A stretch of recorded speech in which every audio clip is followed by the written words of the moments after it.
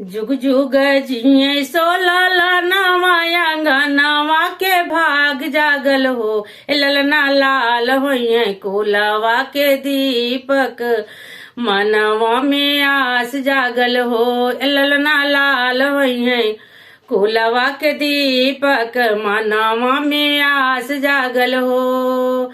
नकिया तो हवे जैसे बाबूजी के आखिया तो माई जी के हो। ललना मुखवा तो चांद सूरजवा सगरो अंजोर भैले हो। ललना मुखवा तो चांद सूरजवा सगरो अंजोर भैले हो।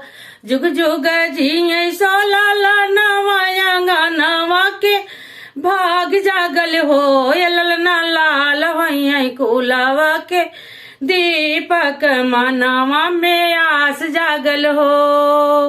बाबू हमरा राजा होई है और महा राजा होई है हो। ललना मुकुट में हीरा पुखराज होई है सिरवा के ताज होई है हो।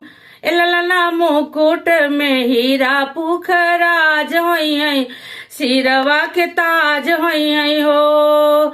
जुग जुग जिये सोलाला नवाया गनवा के भाग जागल हो। ललना लाल होइए कुलवा के दीपक मनवा के आस जागल हो। अरे मुनि बबुआ ज्ञानी होइए हरिश्चंद्र जैसा दानी होई है हो। ललना अखिल भूमंडल राजधानी होई है पापा जैसे खानदानी होई है हो।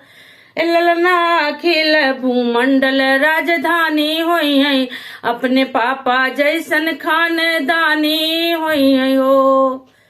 जुग जुग जिये सोलाला नवाया गनवा के भाग जागल हो। ललना लाल होई है कुलवा के दीपक मनवा में आस जागल हो।